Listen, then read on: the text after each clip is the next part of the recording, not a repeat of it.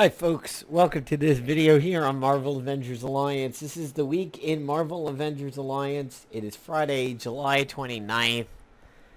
And I'm not too sure what we're going to call this edition here. Maybe we're going to call it... I don't know what we're going to call it edition, honestly. I don't know. I'll figure it out and I'll title it by the time I upload it. So, this is probably going to be a quick one because we don't have a whole lot going on this particular week, which is actually really good, you know, considering PvP ended. So my PvP season ended with, I think, my second highest finish ever. The season 30 was my highest, and then season 31 over here was still pretty good. Was rank 418 at 2235 for season 30. And then rank 813 at 2133 over here. This was really a case of, you know, I could have pushed up higher, but I didn't really feel the need to. And it was such an efficient season. I mean, I was extremely happy. If I compare it to the last season, I had 70 some odd less wins, but also had about 60 some odd less losses. So it was all in all pretty good. I wound up with 6 losses total in the entire season on attack, 5 of which were legit. Or perhaps it was 5 and 4 were legit. I forget. There was one that was a CVE in the beginning of the tournament because my Cloak and Dagger obliterated a noob team so badly that the game was like, you obviously are cheating. But I made the progress up from the 1800 range now pretty solidly in the 2000 and change range. So this was a team that I was using in a previous video. My defending team all season was, it kind of changed up a little bit. It eventually ended with the Lamp, the Psych Operator, the Cube, and I had the Staff of Agony in here that got switched after the Lunacy right at the end, the TOE, Kurth, Cloak and Dagger. So I was pretty happy with the way the season went. It was very efficient, although I do not know that my style will continue for the next season.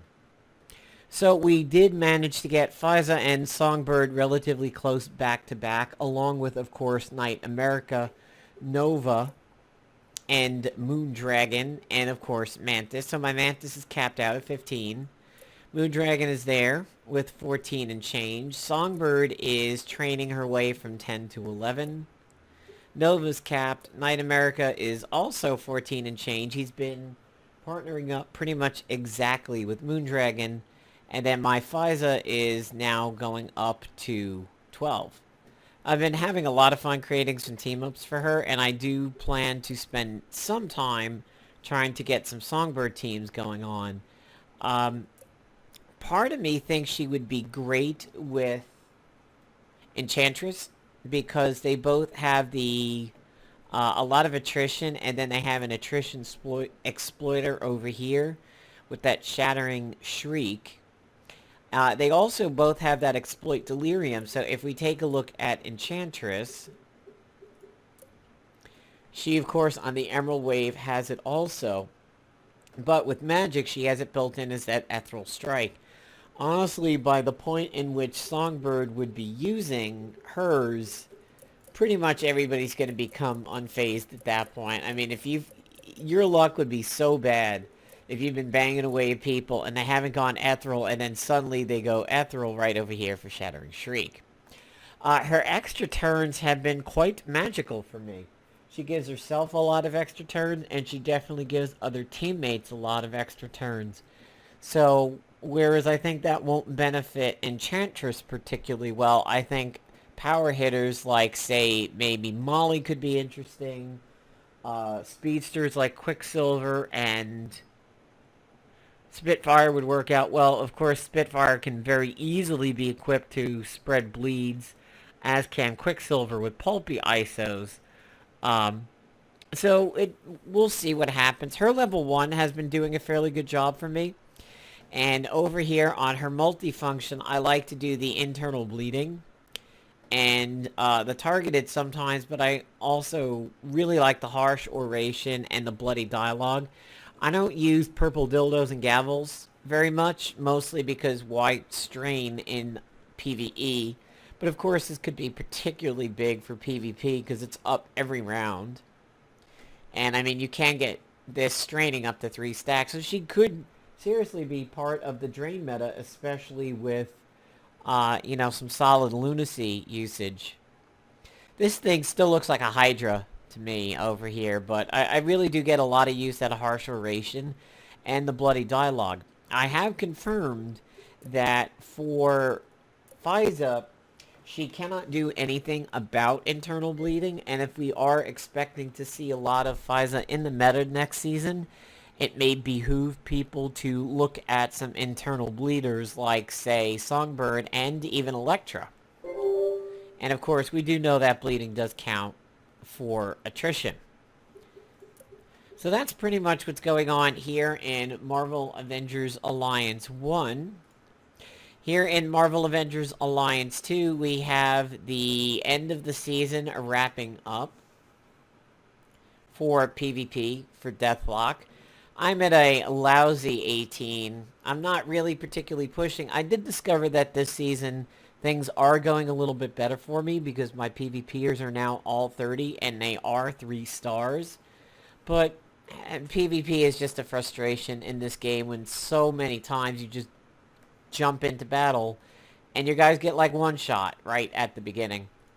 If you want to become fairly popular with your allies and have them use you, you may want to move your Steam Captain or Gas Cap into that slot. Here in Chapter 2, I've done my first heroic, and it was not really bad at all, so I'm going to be pushing towards ugly-ass MODOK over here as my second chapter hero. I do have Electro. My gas cap is getting pushed up pretty quickly. I've got him at 25. Black Widow is following suit, is also being fairly important. Then I have a little bit of a drop-off here. I've got Electro and Nova over 10. And then my sub-10s, Spider-Woman, Alt-Thor, War Machine, Moon Knight, Groot. Basically, I do officially have everybody that isn't Chapter or PvP or Spec Ops related. For Spec Ops, I have them all except for Falcon because I didn't choose that path. And I had already used my key way back when to keep going with the Ant-Man Spec Ops. And there he is at 7. He's one of the people that annoys the crap out of me in PvP because that stupid purged with the ant swarm over here. I don't run into too many Civil War Black Panthers, which was last season's reward, and I do know some people that come by the stream that have just earned Nebula recently, so congratulations to them. The gold cell luck has not been particularly good for me recently, and then there is this little graphical bug that happens sometimes over here where this overlays them. I've been getting a lot of 2s and 3s in the cells instead of the 8 and 10s that I used to. However, I recently had about 4 of these stacked up, and I opened all 4. I got a 2 and a bunch of 8s. So it got a little bit better. And that's pretty much what we've got going on over here. There was a patch for this, but there was nothing new. And the last thing that we are going to talk about is the newest hero that's going to be coming for us, Marvel Avengers Alliance 1. She's going to be a PvP hero, and she is Phyla-Vell. She is, of course, related to Mar-Vell, which was the original Captain Marvel, and she teams up with Moondragon. She's related to the Guardians of the Galaxy. Her brother is Vell. And she's also, aside from having teamed up with Nova and Starlord, believed to have had a lesbian relationship with Moondragon. And she also helped Drax search for Cammy. And she has a power spike when she uses quantum bands. However, the quantum bands are corrupt. So they do cause her some issues. So she is a flyer. She's also related to, she's got some Kree in her. And it is kind of funny. She attended a trial of Star Fox, but it's not the Star Fox you think. It's a Marvel Star Fox. She's done some stuff with Annihilus and Galactus. So she could be pretty interesting, although there's...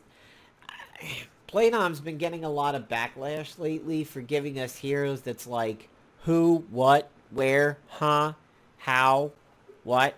I mean, Songbird, they tapped into a little bit of a better one there, but, you know, it's funny. Everybody was like, who on Phyla, and then we immediately got over it because she's good. Night America was very interesting, of course. Nova, everybody knows, and we all kind of clamored for that Nova when we got little baby Nova. But, like, Moondragon and Mantis kind of was like a huh. Blue Marvel was like a huh. But they actually seem to be doing a pretty decent mix of... Well, Deathlock, it was another one that was like a huh. But then we know Jane Thor, she's getting a big push lately. We do know Shocker. Cloak and Dagger, of course, is a new gold standard. Electro is an absolute beast. So they're mixing it up with some Star Who's. And, of course, a bunch of, you know, hey, this guy's really good. So I'd say of the last 6 or so, she's got some very good passives. She's going to make a splash. Moondragon probably really won't be anywhere. Songbird, I think the jury's still out on this. Adult Nova, we all clamored for, and it was okay. But, you know, Night America, of course, is very good, and Faiza Hussein is, of course, very, very good there, too. So, they've had an even mix of some goods and some okays. So, alright, folks, that's the week in Marvel Avengers Alliance.